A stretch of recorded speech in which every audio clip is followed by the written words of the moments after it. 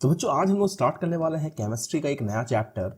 अब तक हम लोग फिजिक्स के chapter light, reflection and refraction के बारे में बात कर रहे थे। वो चैप्टर अभी कंप्लीट नहीं हुआ है, लेकिन मीनवाइल हमने केमिस्ट्री का एक चैप्टर स्टार्ट किया है क्लास 10th सीबीएसई का, और वो चैप्टर का नाम आपको स्क्रीन पे दिख रहा है, chemical reaction and chemical equation. ये हमारा चैप्टर का नाम है। चलिए शुरू करते हैं। सबसे पहले हम जानेंगे कि केमिकल्स क्या होता है। तो a substance that is used or produced in a chemical process is called chemicals। कोई भी सब्सटेंस आपके आसपास में जो कि केमिकल प्रोसेस के थ्रू या तो बनाया जाता है या फिर केमिकल प्रोसेस में उसका इस्तेमाल किया जाता है, उसे हम लोग कहते हैं केमिकल्स। फॉर एग्जांपल के लिए सोडियम, पोटेशियम, सोडियम क्लोराइड, ये सारे जो होते हैं कुछ कॉमन केमिकल्स के नाम हैं। इसके अलावा भी आपको खूब सारे अलग अलग केमिकल्स के नाम ऑलरेडी पता होंगे, जैसे potassium sulphate, sodium nitrate, sodium chloride तो आपको पास दिख रहा है, HCl यानी कि hydrochloric acid and so on. So ये सारे नाम जितना भी मैंने आपको बताया अभी, सभी जो है ये केमिकल्स होते हैं। आगे चलते हैं और जानते हैं केमिकल रिएक्शन क्या होता है। तो the process in which a substance और substances undergo change to produce new substance with new properties are known as chemical reaction. काफी लंबा डेफिनेशन है, चलिए समझते हैं इसको बहुत अच्छे से। एक ऐसा प्रोसेस जिसमें हम किसी भी सब्सटेंस या फिर बहुत सारे सब्सटेंस, या तो एक सब्सटेंस या तो बहुत सारे सब्सटेंस मिल करके कोई नया सब्सटेंस को बनाते हैं विथ बहुत सारे नए प्रॉपर्टीज के साथ। यानी कि अगर कोई सब्सटेंस केमिकल रिएक्शन में पार्टिसिपेट कर रहा है, उस प्रोसेस में पार्टिसिपेट कर रहा है, तो उस सब्सटेंस का प्रॉपर्टी नए सब्सटेंस बनने के बाद उस नए सब्सटेंस का प्रॉपर्टी दोनों डिफरेंट होगा, और इस तरह का जो प्रोसेस है कहते हैं केमिकल रिएक्शन। थोड़ा आसान भाषा में समझते हैं, जैसे कि एग्जांपल के साथ, when sodium combines with chlorine formed sodium chloride. बहुत आसान एग्जांपल है कि जब कोई एक सब्सटेंस हमारे पास है सोडियम, वो कंबाइन करता है यानी कि मिलता है, रिएक्ट करता है क्लोरीन के साथ, तो एक नया सब्सटेंस फॉर्म होता है। उस सब्सटेंस का नाम है सोडियम क्लोराइड। तो according to the definition, sodium का जो प्रॉपर्टी और क्लोरीन का जो प्रॉपर्टी होगा वो डिफरेंट होगा सोडियम क्लोराइड से। यानी कि सोडियम क्लोराइड का खुद का अपना प्रॉपर्टी रहेगा जो वो बनने के बाद अपने साथ लेकर के आएगा। आई होप केमिकल रिएक्शन यहां तक क्लियर है। तो चलिए एक एग्जांपल हमने जो अभी देखा था उसी को उसके सिंबल के हेल्प से समझते हैं। सोडियम जो कि Na के साथ सिंबलाइज किया जाता है, क्लोरीन के लिए Cl लिखते हैं, और ये सोडियम और क्लोरीन जब आपस में रिएक्ट करता है तो सोडियम क्लोराइड बनता है। सोडियम क्लोराइड का फॉर्मूला होता है NaCl। देखिए इस केमिकल रिएक्शन में हम अपने लेफ्ट साइड में उन सब्सटेंस को लिखे हैं जो केमिकल रिएक्शन में पार्टिसिपेट कर रहा है, और राइट साइड में वो सब्सटेंस है जो कि फॉर्म कर रहा है, बन रहा है, और इन दोनों के बीच में एक एरो का सिंबल है, और एरो का सिंबल ऑलवेज उस तरफ रहता है जिधर नया सब्सटेंस प्रोड्यूस होता है। यहां पर लेफ्ट साइड में जो आपको दिख रहा है बेटा, इसको कहते हैं रिएक्टेंट, और राइट साइड में जो बना हुआ है उसको बोलते हैं प्रोडक्ट। रिएक्टेंट क्या होते हैं? तो the substance which takes part in a chemical reaction is called reactant. बहुत इंपॉर्टेंट सवाल है, एग्जाम पूछता भी है। प्रोडक्ट क्या होता है? तो प्रोडक्ट ऐसे सब्सटेंस होते हैं जो न्यू फॉर्म करते हैं आफ्टर केमिकल रिएक्शन। हमारा नेक्स्ट पॉइंट है कैरेक्टरिस्टिक्स ऑफ केमिकल रिएक्शन। तो सबसे पहला कैरेक्टरिस्टिक्स जो हमारे पास है बेटा, evolution of gas. Evolution of gas का मतलब क्या ये एक स्टेटमेंट आपको समझाने के लिए काफी है? ऑब्वियसली नहीं है, इसको मैं इलैबोरेट भी करूंगा। देखो, जब कोई भी केमिकल रिएक्शन होता है सर, तो उसमें आफ्टर केमिकल रिएक्शन एक प्रोडक्ट बनता है, और उस प्रोडक्ट के साथ साथ कुछ चीजें और भी बनती हैं। तो एक्चुअली में जो फर्स्ट आपको दिखता है न्यू सब्सटेंस, उसको बोलते हैं मेन प्रोडक्ट, और उसके साथ में जो और भी कुछ नए सब्सटेंस फॉर्म होते हैं उन्हें कहते हैं बाय प्रोडक्ट। यानी कि किसी भी केमिकल रिएक्शन में आफ्टर रिएक्शन न्यू सब्सटेंस तो बनेंगे, साथ ही साथ कुछ बाय प्रोडक्ट भी बनते हैं। जैसे कि हमारे पास एग्जांपल सामने है, जिंक और HCl दोनों जब आपस में, HCl का मतलब होता है हाइड्रोक्लोरिक एसिड, तो जिंक और हाइड्रोक्लोरिक एसिड जब आपस में रिएक्ट करेंगे तो एक नया सब्सटेंस फॉर्म होगा। उस नए सब्सटेंस का नाम होगा जिंक क्लोराइड। चलिए बढ़ते हैं आगे। तो जिंक क्लोराइड के साथ साथ देखो यहां पर एक नया सब्सटेंस फॉर्म किया है, दैट इज कॉल्ड हाइड्रोजन। तो हाइड्रोजन यहां पर क्या है सर? तो हाइड्रोजन इज अ गैस, यानी कि यहां पर सबसे पहला प्रॉपर्टी भी यही है कि केमिकल रिएक्शन के बाद हमें गैस एज अ प्रोडक्ट भी देखने के लिए मिलता है। उसको समझाने के लिए हमारे पास एक एक्सपेरिमेंटल तौर पर फिगर है, देखिए, जहां पर एक कॉनिकल फ्लास्क है और उसके ऊपर एक कॉर्क लगा हुआ है जिसके ऊपर एक गैस ट्यूब भी अटैच किया हुआ है और इसमें कुछ केमिकल्स होंगे और कुछ ग्रैन्युअल्स हैं, छोटे छोटे बॉल शेप के दिख रहे होंगे। बेसिकली ये जो केमिकल है इसके अंदर में वो HCl है, हाइड्रोक्लोरिक एसिड, और ये जो आपको ग्रैन्युअल्स दिख रहे हैं ये जिंक के हैं। जब दोनों आपस में रिएक्ट करेगा तो एक गैस इवॉल्व होगा और वो गैस कोई और नहीं बल्कि वो गैस कौन सा होगा? वो गैस हाइड्रोजन गैस होगा। Formation of precipitate. प्रिसिपिटेट क्या होता है सर? अक्सर ऐसा होता है कि केमिकल रिएक्शंस जब हो जाते हैं उस कंटेनर के नीचे में, बॉटम में कुछ सब्सटेंसेस सेटल डाउन हो जाते हैं। तो जो सब्सटेंस किसी भी कंटेनर में रिएक्शन के बाद सेटल डाउन हो जाते हैं बॉटम पे, उसे हम लोग कहते हैं प्रिसिपिटेट।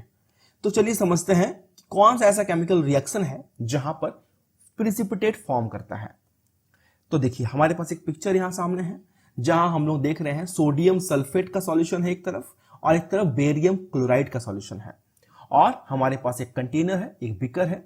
तो यहां पर जब दोनों को आपस में मिलाया जाएगा, दोनों ही सब्सटेंसेस को आपस में मिलाया जाएगा इस बीकर के अंदर, तो आपको एक नया सब्सटेंस मिल जाएगा और वो नया सब्सटेंस का नाम होगा बेरियम सल्फेट, जो कि एक व्हाइट कलर का प्रिसिपिटेट है। यहां आपको लिखा मिल जाएगा व्हाइट पीपीटी, या पीपीटी मतलब पावर पॉइंट नहीं है, पीपीटी का मतलब यहां पर प्रिसिपिटेट को शॉर्टकट में डिनोट किया गया है। तो बेसिकली जब ये सोडियम सल्फेट का सॉल्यूशन बेरियम क्लोराइड का सॉल्यूशन आपस में कंबाइन करेगा तो एक व्हाइट कलर का प्रिसिपिटेट फॉर्म होगा जो कि नाम होगा उसका बेरियम सल्फेट। तो हमारे पास जो सोडियम सल्फेट है उसका फॉर्मूला हो जाएगा Na2SO4 और बेरियम क्लोराइड जो है उसका फॉर्मूला हो जाएगा BaCl2।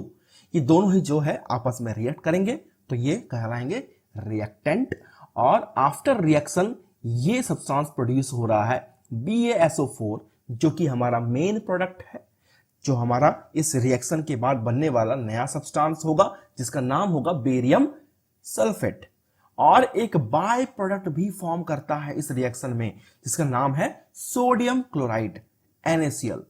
आपको इस रिएक्शन में कहीं कहीं पर ये नंबर्स जो है उन केमिकल फॉर्मूला के आगे में देखने के लिए मिल रहा है। क्या है ये नंबर्स, क्यों लिख रहे हैं इसको, इसे समझेंगे हम लोग आने वाले लेक्चर्स में।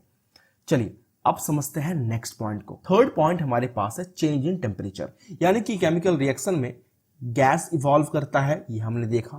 केमिकल रिएक्शन के दौरान प्रिसिपिटेट भी बन सकते हैं, ये भी हमने देख लिया। अब हम लोग देखने वाला है कि किसी भी केमिकल रिएक्शन के बाद टेम्परेचर में भी चेंजेस आ सकते हैं। तो हैं इसके एग्जांपल्स CaO कैल्शियम ऑक्साइड, ठीक है, ये एक हमारे पास केमिकल है। इसको जब हम लोग पानी में मिलाते हैं तो क्या होता है, कैल्शियम हाइड्रोक्साइड बनता है और खूब सारा हीट इवॉल्व करता है। तो ये जो हमारा नया सब्सटेंस है कैल्शियम हाइड्रोक्साइड, ये कैसे बना? ये कैल्शियम ऑक्साइड और वाटर के मिलने से बना। तो सर ये कैल्शियम ऑक्साइड जो सब्सटेंस है ये आपने अपने घरों में, अगर आपके घरों में चूना वगैरह होता है, व्हाइट वॉशिंग होती है वॉल पे, तो ये जो कैल्शियम ऑक्साइड है ये स्लैक्ट लाइम बोलते हैं इसको, इसे लाइम कहते हैं या फिर स्लैक्ट लाइम कहते हैं। तो ये जब पानी में डाला जाता है बेटा तो एक नया सब्सटेंस तो बनता ही है कैल्शियम हाइड्रोक्साइड, लेकिन आपको देखने के लिए मिलेगा कि खूब सारा हीट, यानी कि वो कंटेनर गर्म हो जाएगा। तो यानी कि केमिकल रिएक्शन के दौरान टेम्परेचर में भी चेंजेस आते हैं। अपार्ट फ्रॉम दीज थ्री हमारे पास है चेंज इन कलर, यानी केमिकल रिएक्शन में कलर में भी चेंजेस आते हैं और साथ ही साथ केमिकल रिएक्शन के बाद फिजिकल स्टेट में भी चेंज आता है। आप मुझे कमेंट बॉक्स में बताना कि ऐसा कौन सा केमिकल रिएक्शन है जहां की चेंज इन कलर और चेंज इन फिजिकल स्टेट देखने के लिए मिलता है। अब हम समझते हैं केमिकल इक्वेशन क्या होता है। A chemical equation is a short hand representation of a chemical reaction. Chemical reaction को शॉर्टकट में उसके फॉर्मूला के हेल्प से, उसके सिंबल के हेल्प से लिखने का जो तरीका होता है, जो प्रोसेस होता है, उसे हम लोग कहते हैं केमिकल इक्वेशन। चलिए कुछ एग्जांपल के हेल्प से समझते हैं। When potassium nitrate is heated it gives potassium nitrite and oxygen. तो हमारे पास एक केमिकल रिएक्शन है। एग्जांपल देखिए, KNO3 पोटेशियम नाइट्रेट को हम लोग गर्म कर रहे हैं। तो हीट देखिए लिखा हुआ हीटेड, हीट का यहां पर सिंबल आपको दिख रहा होगा, ये ट्राइंगल का शेप। ये ट्राइंगल का शेप जो होता है बेटा, ये यूज किया जाता है केमिकल रिएक्शन में हीट को रिप्रेजेंट करने के लिए। और अक्सर जब हम किसी भी कैटलिस्ट को यूज करते हैं अपने केमिकल रिएक्शन में, तो उसको एरो के ऊपर लिखा जाता है। तो हमें समझ में आ जाएगा कि ये जो ट्राइंगल है या फिर हीट जो है वो एज अ कैटलिस्ट का काम कर रहा है इस केमिकल रिएक्शन में। अच्छा, जब इस पोटेशियम नाइट्रेट को गर्म किया जाएगा तो यहां से एक ऑक्सीजन के मॉलिक्यूल जो है बाहर निकल जाएंगे और हमें मिल जाएगा KNO2 यानी कि पोटेशियम नाइट्राइट। यानी कि हम ऐसे भी समझ सकते हैं NO3 मतलब होता है नाइट्रेट और NO2 का मतलब होता है नाइट्राइट। नया हमारे पास केमिकल रिएक्शन जो है वो कुछ ऐसा है। Zinc and dilute sulphuric acid react to form zinc sulphate and hydrogen gas. तो देखिए इसको समझते हैं कैसे हो रहा है। यहां पर हमारे पास जिंक रिएक्ट कर रहा है H2SO4 के साथ। इसके पिछले वाले एग्जांपल में आपने देखा था जिंक रिएक्ट किया था हाइड्रोक्लोरिक एसिड के साथ। जिंक और हाइड्रोक्लोरिक एसिड जो रिएक्ट करने के बाद याद होगा आपको हाइड्रोजन गैस इवॉल्व किया था वहां से।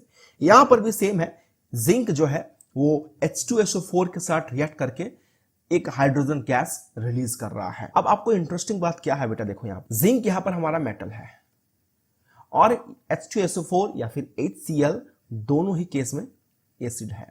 यानी कि मेटल जब एसिड से रिएक्ट करता है तो हाइड्रोजन गैस को इवॉल्व करता है और साथ ही साथ सॉल्ट फॉर्म करता है। ZnSO4 क्या है?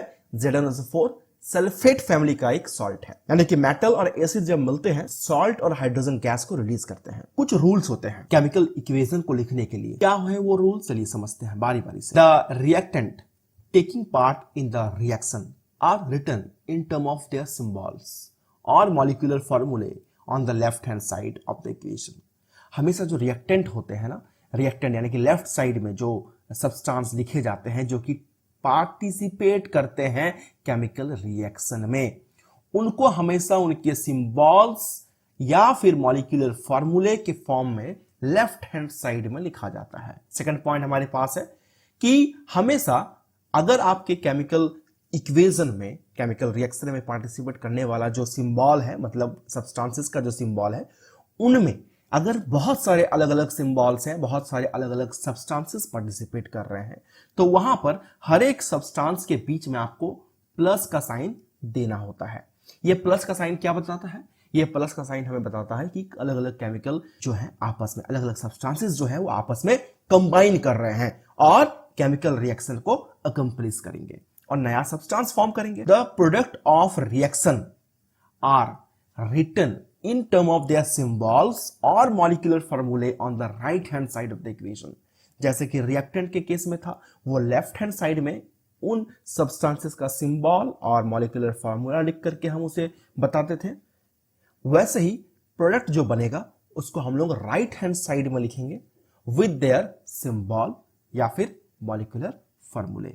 नेक्स्ट पॉइंट हमारा है कि अगर मोर देन वन प्रोडक्ट बना है तो सारे प्रोडक्ट्स के बीच में आपको प्लस का साइन दिखाना होता है। Next point is in between the reactant and product an arrow sign is inserted to show which way the reaction is occurring. दोनों ही साइड यानी कि लेफ्ट और राइट दोनों ही साइड के बीच में आपको एक एरो का साइन देना होता है। इसके पहले ही मैंने आपको ऑलरेडी बता दिया है। तो वो एरो का साइन बताता है कि रिएक्शन का डायरेक्शन किधर है, जैसे कि A+B एरो में C+D। आई होप यहां तक आपका जो पूरा कॉन्सेप्ट है केमिकल रिएक्शन और केमिकल इक्वेशन पूरा क्लियर है। आपको आज की क्लास में इतना ही बताऊंगा। बढ़ेंगे हम लोग नेक्स्ट क्लास में, डेफिनेटली कुछ नए टॉपिक्स पढ़ेंगे। जैसे कि आपको सबसे पहला टॉपिक आपको मैंने बता दिया आज, balanced and unbalanced chemical equation. ये आपका नया टॉपिक होगा। जो हम लोग पढ़ेंगे अपने नेक्स्ट क्लास में। तो मिलेंगे बहुत जल्द। जितना मैंने आपको आज पढ़ाया है काइंडली उसे आप नोट डाउन कर लो अपने कॉपी में, बहुत इंपॉर्टेंट है। नोट्स भी आपका बन जाएगा, साथ साथ कॉन्सेप्ट भी आपका क्लियर हो जाएगा। फिर भी अगर कोई डाउट बनता है डेफिनेटली कमेंट करना मुझे, मैं उसके बारे में शॉर्ट्स के फॉर्म में वीडियो बनाकर आपको बताऊंगा। और अगर आप चैनल पर नए हो तो जरूर सब्सक्राइब कर लेना, बेल आइकन डेफिनेटली प्रेस करना जरूरी है, क्योंकि आपको नए वीडियोस का नोटिफिकेशन मिलता रहेगा। और अगर आप चाहो तो वीडियो अगर अच्छा लगा हो तो शेयर कर सकते हो अपने दोस्तों के साथ, ताकि उनको भी इस वीडियो से हेल्प हो। मिलेंगे बहुत जल्द, तब तक के लिए टेक केयर, खुश रहें, गुड बाय।